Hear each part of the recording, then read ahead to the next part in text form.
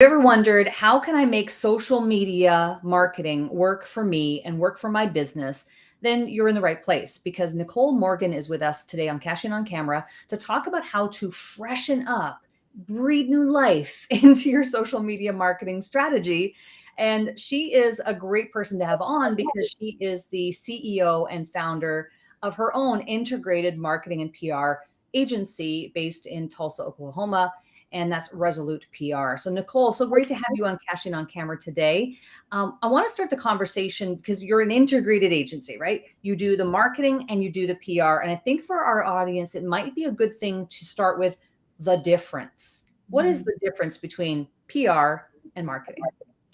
Yeah. So first of all, thanks for having me on. It's so great to meet you face to face, and seen so much of your stuff. So this was really exciting.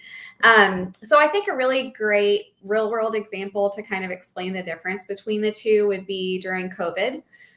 We saw everything had been very integrated for our clients up until that point, but we really saw the difference between the two. And so in the beginning of COVID, when everybody was freaking out and trying to figure out how they could retool their business and the way that they were doing things and potentially changing how an event was happening, it was really, our business really shifted toward things like messaging. How are you communicating with your audiences? How can you let people know that you're still open for business and that you're following all of the safety protocols and taking all of the precautions and making people feel safe and listening when things were going on? There were a lot of employees that were really struggling with a lot of different issues over the course of 2020. So things went really heavy on the more traditional PR side. Then as things kind of stabilized, then things went really heavy on the marketing side, because then people said, oh, everything's going to be okay for me as a business. I've gotten the support I need. We still have to make money. And so then things started moving more into the marketing side of things, with things like digital ads or advertising, newsletters, really trying to get back up and running as a business to support the sales side of things. So that's kind of a real world example of the differences between the two and the different types of services that we offer. But in reality, they're just becoming more and more one and the same. We're really seeing that in today's environment, you cannot do just PR or just marketing anymore to be successful. Those things they're evolving, and you really have to be able to hit on all the different pieces to see any kind of success and to move the needle. But you've been running your agency now for, I think, 15 years, well over a decade. And have you always done the integrated approach? And the reason I'm asking is because, is this something that you saw, or, you saw this coming? It's like there was going to be a day where this is all really going to meld together, or is it just that it happened to turn out that way?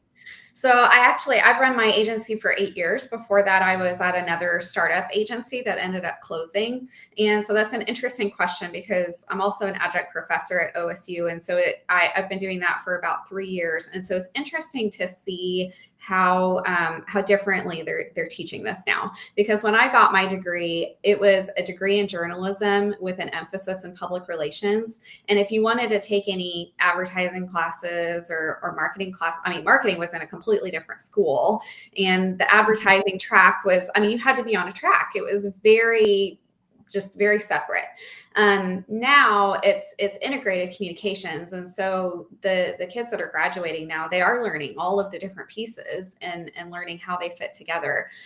When I was at the previous agency, I had a really great boss who allowed me to test a lot of things. And so kind of the light bulb moment for me was, I was working with one of my kind of flagship clients, and they got a huge investment. It was like $1 million investment. And so they wanted to completely rebrand. They wanted to redo their name, their website, everything. And traditionally they would have gone to a different agency to do all of that, but we had a graphic designer in-house. And so the client said, Nicole, you know us better than anybody. We'd really like for you to lead this. And so I was kind of hearing about SEO, and I thought, well, that's interesting, and kind of just poking around and testing some things. And what I started noticing was all of the news coverage that I had gotten for this client over the years was on the first first page of Google. In fact, some of it was actually ranking higher than their website was. And so I started thinking, these things kind of play together. And that was probably the beginning of me starting to test some of these things out. And then when I started my own agency 8 years ago, I just knew from the beginning I wanted to be seen as an integrated firm. And it's taken a little while because a lot of people in the market knew me for my public relations background. And, we'd have some frustration because a client would go and hire another agency to do a logo design, not realizing that was something we could handle. But over time, they've caught up and they've learned kind of what our approach is. So it's taken some time, and industry-wide, this is a change that's happening with the change in the media landscape. The opportunities to get traditional earned news coverage are just less and less. And so if you're not moving in this direction, it's almost detrimental to your business. I'm not sure how people can sustain it doing it the way they've always done it. Yeah, so let's dig in a little bit on how is it that they've always done it? What is the way that they've always done it that isn't really going to sustain them going forward? Yeah. Well, traditionally, public relations firms were where you went for, community connections, and that's still very valid and certainly a big part of a lot of public relations firms. But, the big thing that, and people come to us for this too, they say, I want news coverage. I want to get into the media. I want to be able to control the narrative. While that's still possible, I can tell you from Tulsa's perspective, just business publications alone, we used to have 4 business publications, and then every community around us had their own newspaper. Well, those have all been bought up by one conglomerate, so that's not really an option anymore. And then the business publications have all gone away, so you really just have our daily newspaper, which used to have a staff of probably 5 reporters just in the business section alone. That's being run by one person now. So it has changed dramatically. Not saying that there's not an opportunity for coverage, but the amount of coverage that you would need to really move the needle is just, it's not there like it used to be. So it really puts everyone in a position of needing to find other opportunities to tell their story and to connect with their audiences. And then the other part of that is the desire to control the narrative is even more challenging than it's ever been, because we're in an era of clickbait and and a lot of negative perceptions of the media. So there's a lot of distrust on the client side. And so having to overcome some of that when these reporters they're just trying to do their job, but they're getting a lot of additional pressure that they didn't used to have as well. So it's changed a lot. Yeah. Yeah. I come from the TV industry. I spent Mhm. 25 years on television and 17 of them on the national stage. And I managed a news department at one point as well. That industry has changed radically from my heyday, right? When I was really in it. And I totally hear what you're saying about the local outlets that you're talking about there. One person is doing the job of 5, and that is what we're seeing in the broadcasting industry. So yeah, I could definitely concur to that. Now, let's talk about the 3. You've been talking, I think, predominantly here about earned media. In other words, that you're getting press and you're getting coverage by maybe local or regional outlets. But then, what about the owned media? So the media that you, as a business owner, would create for yourself. Where's this future of where that stands right now? Because we do live in a clickbait world. We see a lot of people on the social media hamster wheel, just kind of posting their every day, posting their inspirational quote, and not like we're past that now. But a lot Yeah. of people are still doing those motions and still doing those actions because it's kind of what they were taught. That's not enough anymore. So I would love to know your opinion on that. Yeah, well, there are so many options now with the way that media has evolved for owned media. So yeah, it just kind of a quick overview of the evolution of social media. It was invented while I was in college, which my students are like, "Oh my gosh, they can't they can't even imagine a life without social media," but there was one. And at the time, it was very much oh, I wonder if I can use this for a client. And you go create a profile for them. There was no business page or anything like that. Yeah. And of course, that's all ancient history at this point. It's all been monetized and all of that.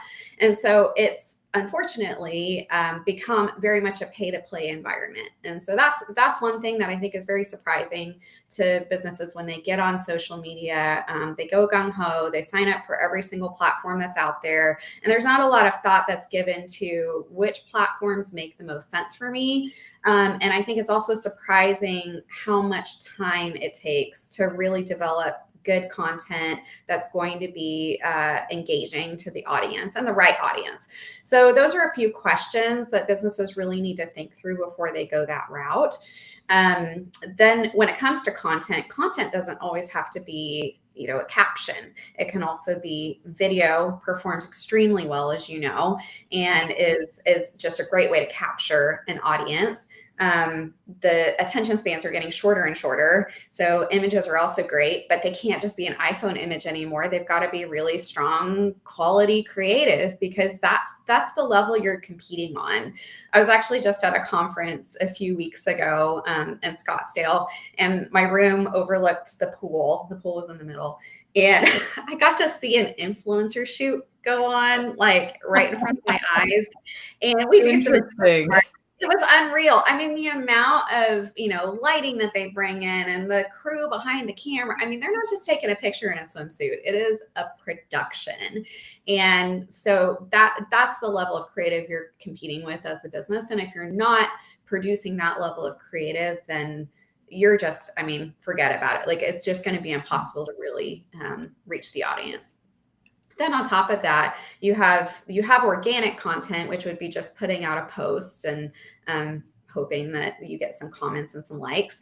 And then you also have paid. And so that could be anything from boosting a post to doing some really targeted ads through Facebook or Instagram or Pinterest, LinkedIn. All of these platforms have an advertising component. And that is really where you'll see more results on social media. And frankly, it's a better use of your time. We always say the juice is worth the squeeze at that point, versus you're just spinning your wheels, just putting out content without any of that behind it. Yeah, I think that the piece around authenticity, you talked about the influencer whose video shoot or photo shoot you were watching. It's so staged, it's so perfected, it's so filtered. I really believe that there is a space for creators to show that real, authentic, behind the scenes kind of actions that are going on. And so I think it has more to do with the strategy behind what that photo is and how you're positioning it than the quality necessarily of the photo itself. But having said that, everything you've mentioned has a strategy behind it.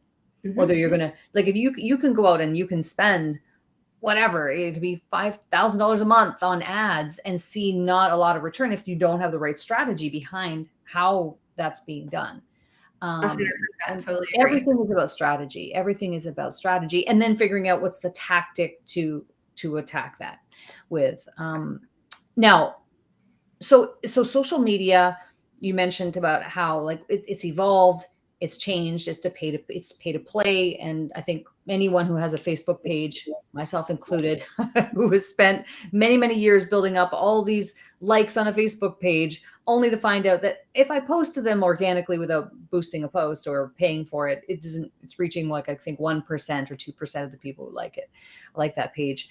So yeah, definitely. I think we all realize that we're in the pay to play. So if that's true, then how can a business owner attack their social media? And this is where I'd love for you to tell us, how can we freshen up our social media strategies if we don't want to spend, $10,000 a month on ads? Mm-hmm. Yeah. Well, I think it's helpful to revisit that regularly. So I tell people all the time, what worked last quarter for a client is not necessarily what's going to work this quarter, because the algorithms are always changing. The opportunities for content are changing. People's appetites are changing. We have so much that is demanding our attention these days.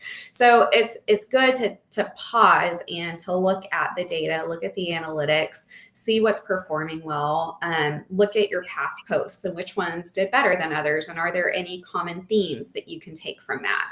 And then looking at competitors or other similar businesses that you aspire to be like, and looking at what type of content they're posting so that you can maybe learn some of those lessons. We always tell people too to look at where are the gaps. I mean, what are your competitors not doing that could work really well, and try to think outside the box on that. If you're going to get into trying to run your own ads, there are a lot of resources out there through Facebook or through Instagram, through Google, to learn how to run those ads. So I would highly recommend doing that. Someone described to me once that it's kind of like a lightsaber. Anybody can use it, but there's definitely an art to, you can easily chop off your own arm if you're not careful. So you want to recognize that there's a science behind it, checking in on your ads regularly, making sure that cost per click isn't too high, setting goals and looking at, are we achieving those goals behind our social media? Does the strategy still make sense? Have things evolved for us as a business? So I would look at all that. Definitely annually, probably biannually. Like quarterly would be even better. And then the other thing is you also want to make sure that you have enough data that you're not making a gut decision one way or another. So looking at it, at least a quarter's worth of data before you just totally change course and try something different.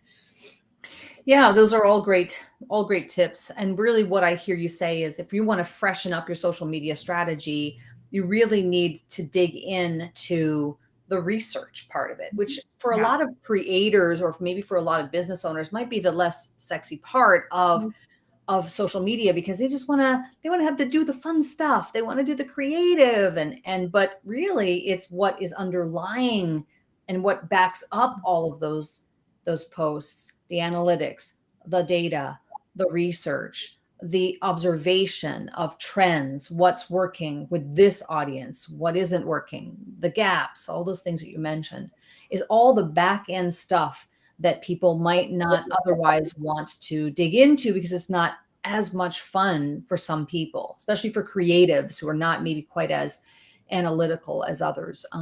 But this is the stuff that makes the difference. Whether you, like you said, you're doing it quarterly or biannually, to go back and take a look. Yeah. Well, and as a business owner, I recognize it's really hard to do surgery on yourself, and and you're close to it, especially if you're the one who's developing the content. It's tough to really take a look at yourself and go, how can I be doing better? Or if you're a creator, you want to be creating, you don't want to take the time to do that. So I would say, even if you're not at a point where you feel like you want to hire outside help to run the social media, you can even do that in a much smaller scale and hire someone to just do the audit and to provide you some feedback. And that can be a more manageable way to maybe get started in that. I love that. So let's tell everyone about your website and where they can go to learn more about you. Yeah, so our website is www.resolutepr.com. And we actually, speaking of not being able to perform surgery on yourself, we just redid our website and outsourced that. So we're really proud of it. It was a great move for us as a business as we've evolved to really take a step back and say, okay, what services are we portraying that we offer? And is that accurate? And are we really selling our capabilities here? So yeah, I love that. Well, I'm really happy that you've come on the show. We have a little segment that we do near the end called Stop Marketing Like It's 1999, depending on your age. Again, the references to Prince, and who I'm a big fan of. And so stop marketing like it's 1999. Nicole, what is a tip, a tool, a tactic, or a technique that's really helping you to market Resolute PR?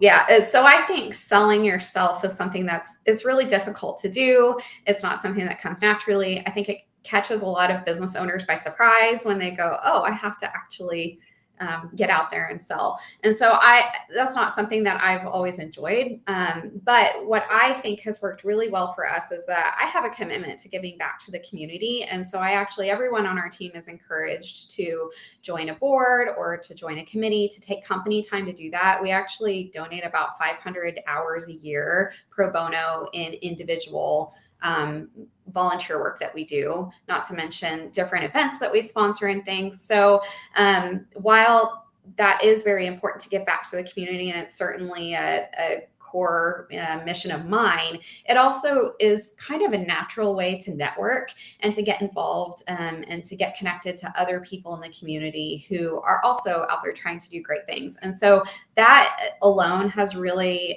helped us with word of mouth and being out there, and led to client work. So that's something that I would encourage. And I would say pick something that you are actually passionate about. Don't just pick something that is well connected and is, that's not the reason to do it.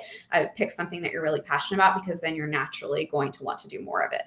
I love it. And I love the energy behind that, right? That service-minded energy, I think, comes through when you're committing yourself to an organization or to a cause like that.